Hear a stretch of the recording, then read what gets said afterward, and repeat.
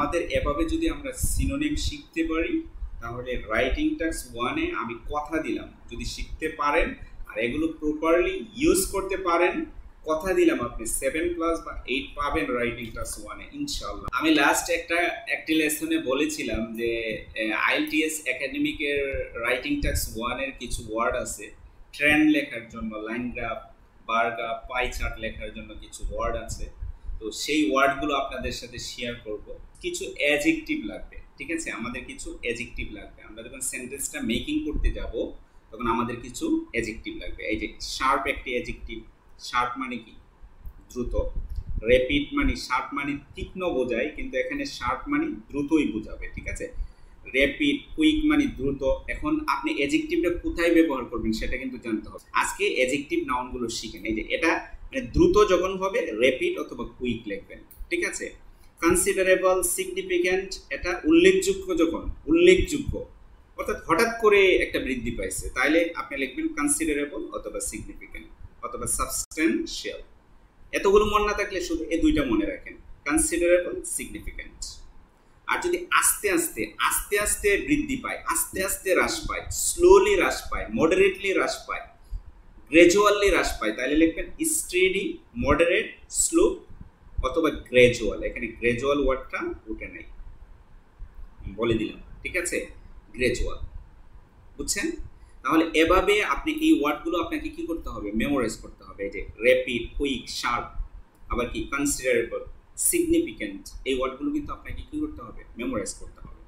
আচ্ছা, এগুলোর অ্যাডভার্ব কি? অ্যাডভার্বটা জানতে হবে। অনেক সময় একটা সেন্টেন্সের মধ্যে আমাদের কি করতে হবে? এই শব্দগুলোকে, এই ওয়ার্ডগুলোকে অ্যাডভার্ব হিসাবে ইউজ করতে হবে, অনেক সময় অ্যাডজেক্টিভ হিসাবে ইউজ করতে হবে, ঠিক আছে? সেটা আমি আরেকটা লেসনে দেখাবো কিভাবে অ্যাডজেক্টিভ হিসেবে ইউজ করবেন, কিভাবে নাউন হিসাবে আপনার রাইটিং টাস্ক 1-এ এবং রাইটিং টাস্ক 2-তে অ্যাডভার্ব যদি ইউজ করতে পারেন আপনার স্কোর কিন্তু 7-এ চলে যাবে, 7+-এ চলে যাবে। অ্যাডভার্বগুলো কি দেখেন, এই যে শার্পের অ্যাডভার্ব হচ্ছে শার্পলি, র্যাপিডের অ্যাডভার্ব হচ্ছে র্যাপিডলি। অর্থাৎ অ্যাডজেক্টিভের সাথে যখন আপনি এলওয়াই ইউজ করবেন, এটা শিখে রাখেন আজকে, কোনো অ্যাডজেক্টিভের সাথে যখন এলওয়াই ইউজ করবেন সেটা অ্যাডভার্ব হয়ে যাবে।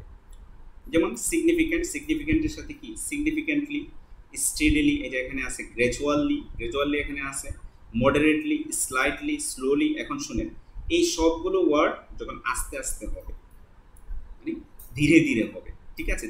ধীরে ধীরে যখন বৃদ্ধিটা পাবে তখন এই ওয়ার্ডগুলো ইউজ করবেন, যখন ধীরে ধীরে হ্রাস পাবে তখন এই ওয়ার্ডগুলো ইউজ করবেন। আর এটা হচ্ছে হঠাৎ করে, সাবস্টেন্সিয়ালি, সিগনিফিক্যান্টলি, কনসিডারেবলি, এই ওয়ার্ডগুলো কখন ইউজ করবেন? যখন কি হবে? হঠাৎ করে বৃদ্ধি পাবে। আর দ্রুত যখন হবে এই ওয়ার্ডগুলো ইউজ করবে। মনে থাকবে? মনে থাকবে তো? ওকে, আচ্ছা। এরপরে দেখেন আমি আরো কিছু শিখাবো আজকে।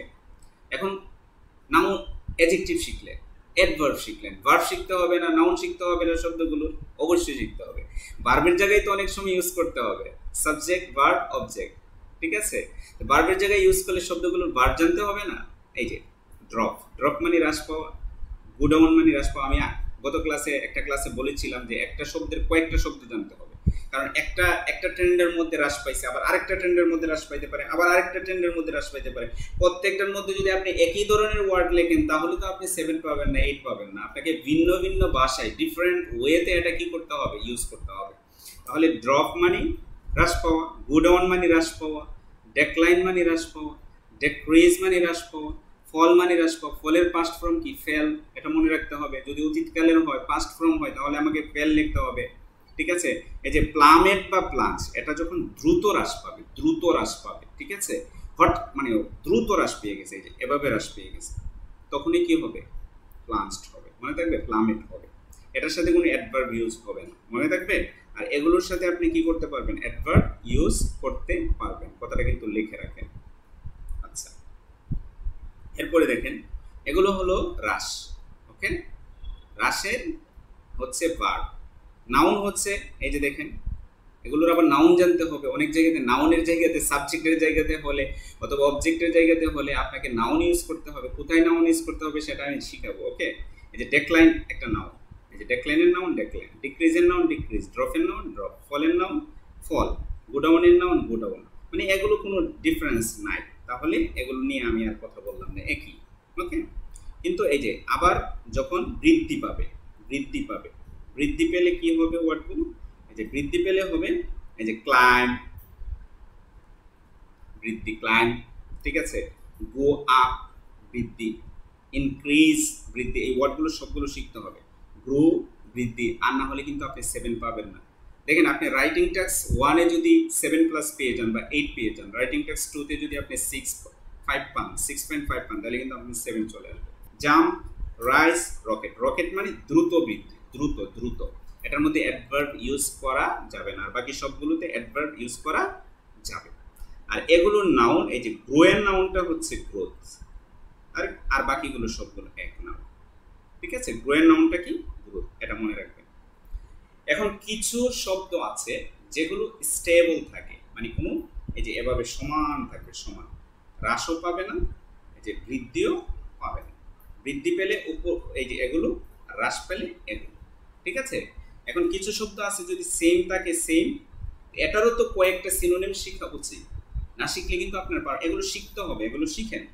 এই যে দেখেন, remain the same, remain unchanged, remain constant, remain stable, stay constant, stay stable, stay steady, keep unchanged, constant change, এই সবগুলো ওয়ার্ডের অর্থ হচ্ছে সমান, মানে চেঞ্জ না হোক, একই রকম থাকা। এখান থেকে আপনি 4-5টা শিখে ফেলেন, ঠিক আছে, আপনার যেটা ভালো লাগে। তাহলে আমাদের এভাবে যদি আমরা সিনোনিম শিখতে পারি, তাহলে রাইটিং টাস্ক 1-এ আমি কথা দিলাম যদি শিখতে পারেন আর এগুলো প্রপারলি ইউজ করতে পারেন, কথা দিলাম আপনি 7+ বা 8 পাবেন রাইটিং টাস্ক 1।